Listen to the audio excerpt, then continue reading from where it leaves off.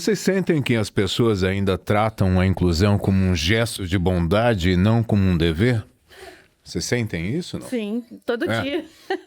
Na verdade, assim, a inclusão mesmo é bonita, né, no Instagram, nas falas de políticos e tudo mais, mas, assim, na verdade, a inclusão é um dever, mas eles veem como assistencialismo, né, ainda hoje em dia. Então, toda hora a gente tem que estar brigando e estar discutindo e estar... Martelando. Exato, porque é muito... não é natural, né? Você acha que ele tá fazendo muito barulho? Não. Se vocês quiserem dar depois comer pra ele, tá? Tá, tranquilo. É a papinha dele, né? É o Danone dele que às vezes Danoninho? a gente traz. Mas ele comeu, né? Comeu, Agora ele tá se divertindo ali. Deixa ele. É que ele tá fazendo muito barulho. Não tá atrapalhando. Tô preocupada com isso. Deixa atrapalhar, não tem problema. Ele tá querendo participar também. É participativo, Na verdade, assim, a gente falta entender, né, toda a população, a sociedade, que incluir não é sobre ajudar o outro, né? É fazer a pessoa pertencer àquele lugar, a pessoa se sentir pertencente do mundo, da sociedade, da escola, da rua, entendeu? Porque ainda a gente briga muito. Na escola, quando ele começou a estudar, por exemplo, não tinha nenhuma vaga preferencial. E aí a gente, né, aí começa toda a questão... Imagina uma escola com cheia de crianças, sem lugar para estacionar, ele tirar a cadeira de roda. Como é que a gente tira a cadeira de roda deles? Né? Ainda mais nesse Brasil com as calçadas tudo esburacadas. Então, assim, a gente teria que parar na frente da escola para facilitar a vida dele e nossa também, né? Na verdade, assim, ele pesa 18 quilos, a cadeira, eu não sei, 20, sei lá, um pouco mais de 20. Então, assim, a cadeira é mais pesada que ele. É um exercício diário, né? E, né, tem toda essa questão de mobilidade nossa, né? E não tinha vaga, e aí a gente, vai matricular ele nessa escola? Vai, então vamos brigar, vamos pleitar, vamos lá sei lá, com quem tem que falar. E a gente liga na prefeitura, e liga não sei onde. Aí a gente sempre tem que dar um jeitinho, né? O político que conhece alguém, e aí a gente conseguiu essa vaga através de um vereador da cidade, porque seria obrigação do município já ter a vaga, não precisaria nem estar brigando para isso. Pela legislação do trânsito, né? Porque precisa, é obrigatório, e aí tem a vaga lá. Mas, assim, é difícil um dia eu chegar lá e não tá a vaga ocupada. Então, assim, tem dia que eu brigo e tem dia que eu fico quieta. Eu só engulo e vou embora, porque... Mas praticamente todo dia. Então, assim, não é... A sociedade vê como a vaga, como, é rapidinho, é um minutinho. Mas não é, porque é complicado. É o tempo da gente parar ali. E, digamos, a vaga não é sua nem por um segundo, porque, assim, não é seu direito. Digamos, você não tá ajudando, né? Você não tá contribuindo, né? Acho que também é uma frase, vou trazer uma frase aqui de novo. É marcante, assim, nesse mundo nosso, que, assim, a diversidade é você chamar pra festa.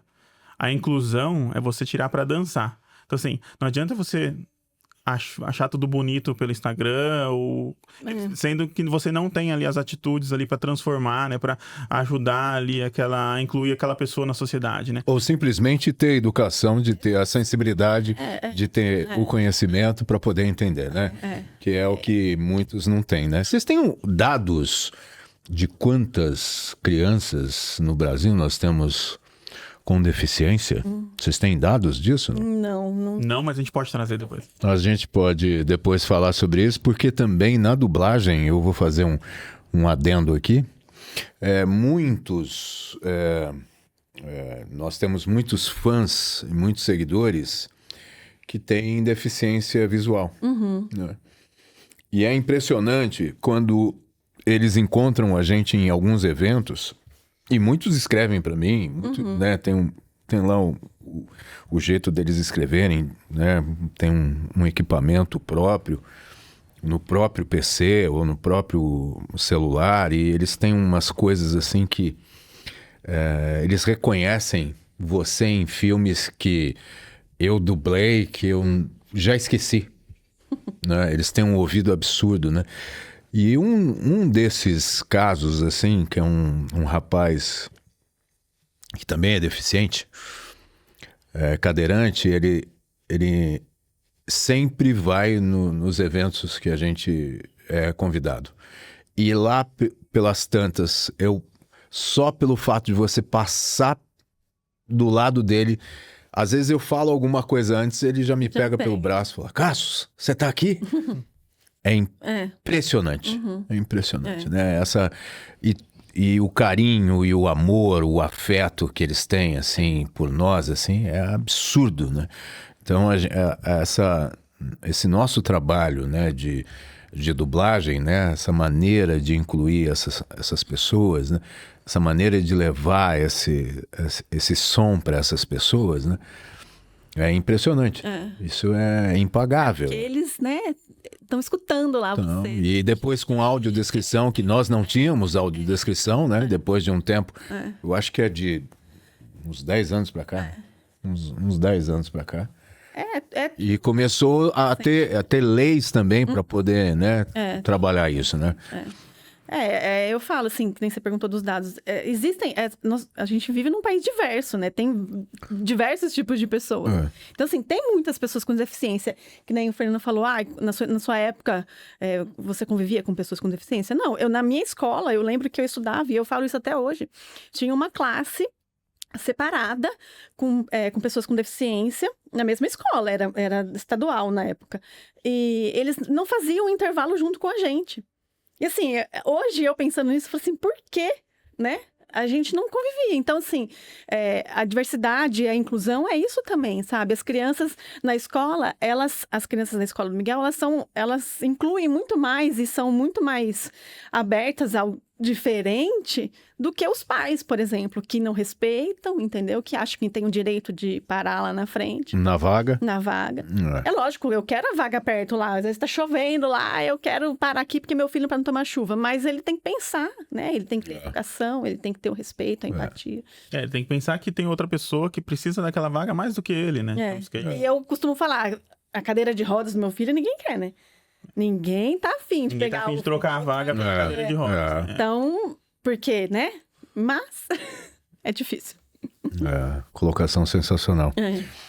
Muito bem. Qual é o papel da sociedade contra o capacitismo? Qual é o papel? O que a sociedade deveria, como um todo, além dela evoluir, vai demorar um pouco? Vai demorar bastante. Eu acho que até a gente está bem hoje, eu diria. Apesar de tudo. Do que era antigamente. Então, tem, Cassius, algumas coisas que acho que ajudam, né, nesse processo. Não é nem, acho que não ajuda o ser humano, mas às vezes obriga o ser humano por conta de alguma outra obrigação. Multa. Digamos, hoje existe a lei da cotas PCD para empresas.